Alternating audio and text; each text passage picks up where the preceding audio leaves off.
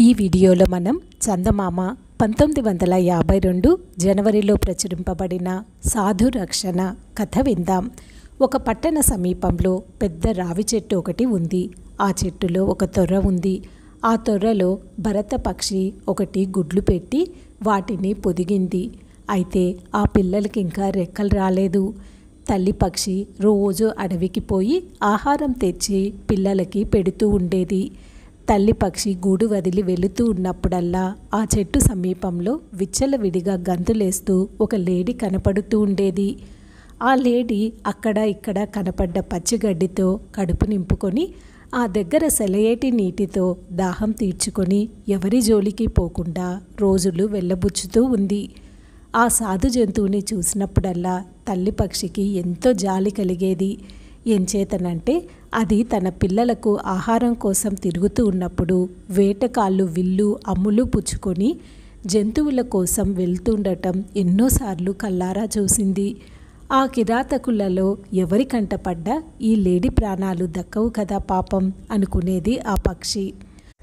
ఒకనాడు గూడు విడిచి వెడుతూ ఎదురుపడ్డ లేడీని ఆపి, నేస్తం, నీకు తెలుసో తెలీదో ఎముళ్ళకి మళ్ళీ నాకు ఎక్కడ చూసినా వేటగాళ్ళు కనపడుతున్నారు. నువ్వు కాస్త జాగ్రత్తగా ఉండాలి సుమా. ఇలా నిర్భయంగా ఎక్కడ పడితే అక్కడ సంచరించటానికి వీల్లేదు. నరుల కంటపడకుండా ఏ పొదల చాటునో మసలాలి అని హెచ్చరించింది. లేడీ చిరునవ్వు నవ్వి, పిన్ని, నా మీద ప్రేమ కొద్దీ నువ్వు చెప్పిన మాట కాదనకూడదు, కానీ మన వంటి సాధు ప్రాణుల్ని కాపాడడానికి ఆ భగవంతుడే ఉన్నాడంది. అందుకు పిట్ట, ఈ వేదాంతానికేంలే, అయినా జాగ్రత్తగా ఉండు అని మళ్ళీ చెప్పి తన దారిన తాను వెళ్ళింది. పిట్టకి లేడీకి జరిగిన సంభాషణను ఆ పక్క పొదలో పొంచి ఉన్న పామొకటి వింటూనే ఉంది. అటు పిట్ట ఇటు లేడీ వెళ్ళిపోగా చూసి పాము పకపక నవ్వటం ప్రారంభించింది. తేలొకటి ఆ నవ్వుని విని, ఏమిటన్నా అంతగా విరగబడి నవ్వుతున్నావు అని అడిగింది. పిట్ట లేడీ అనుకున్న మాటలు పాము దానితో చెప్పి, తమ్ముడు, తానే అక్కడికి జాగ్రత్త పడ్డానికి మళ్ళీ ఈ పిట్ట లేడీకి సలహా చెప్పవచ్చింది.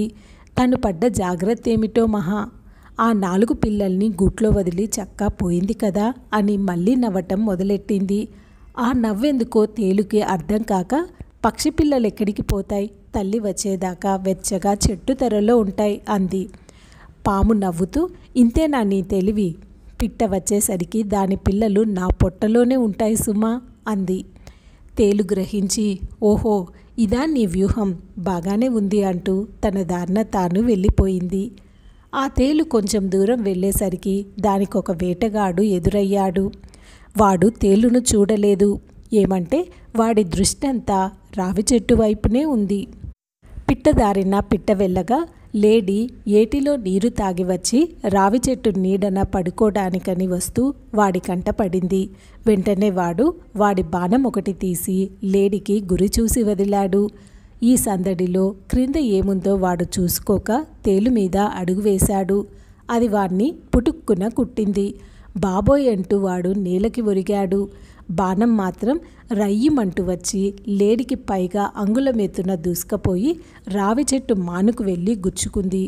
ఆహారం పట్టుకొని పిట్ట చెట్టు వద్దకు వచ్చేసరికల్లా లేడీ నిశ్చింతగా నెమరు వేస్తూ రావి చెట్టు నీడన పడుకొని ఉంది. ఏం నేస్తం, క్షేమమే కదా? ఇవాళ నాకు ఎదురైన వేటగాళ్ళ వరస చూస్తే నిన్ను నేను మళ్ళీ చూడగలను అనుకోలేదు అంది పిట్ట. నిజమే పిన్ని, ఈరోజు నువ్వు చెప్పినంత పని జరిగింది. బాణం ఒకటి రయ్యమంటూ వచ్చి నా పైన పోయి చెట్టు మాను గుచ్చుకున్న చప్పుడైంది అంది. చెట్టు వరకు బాణం వెళ్ళిందంటంతోటే పిట్ట గుండెలు కొట్టుకోవటం మొదలెట్టాయి. కొంపదీసి ఆ బాణం కాని వెళ్ళి నా పిల్లలకి తగల్లేదు కదా అనుకుంటూ తొర్ర దగ్గరికి పరిగెత్తుకుపోయి చూసేసరికి ఏమైంది? తొర్రకి ఒక్క అడుగు మేర క్రిందగా ఆ బాణం గుచ్చుకొని ఉంది. ఇంకా చూడగా ఆ బాణానికి చెట్టు మ్రానుకి మధ్య మేకు తపాలం చేసినట్లుగా పాము పడుగా అతుక్కుపోయి చచ్చి వేలాడుతున్న నాగుపాము కనపడింది. భయంతో పిట్ట అరుస్తూ, నేస్తం నేస్తం, ఇలా రా అని పిలిచి వేలాడుతున్న ఆ పాముని చూపించింది. అప్పుడు లేడీ, పిన్ని, నా మాటలు మెట్ట వేదాంతమని తోసేశావు, కానీ నేను చెప్పింది అక్షరాల నిజమైందో లేదో చూడు. సాధువుల్ని రక్షించటానికి పూనుకున్న ఆ భగవంతుడే నన్ను నీ పిల్లల్ని కూడా కాపాడాడు. భగవంతుడు ఎంత చిత్రంగా రక్షించాడో చూడు. నన్ను చంపటానికి వచ్చిన ఈ బాణంతో నీ పిల్లల్ని పొట్టను పెట్టుకుందామని తొర్రకు ఎగబ్రాకిన ఆ క్రూర సర్పాన్ని సంహరించాడు అంటూ దేవుని అద్భుత పరిపాలన గురించి విప్పి చెప్పింది. ఈ కథ ఇంతటితో సమాప్తం.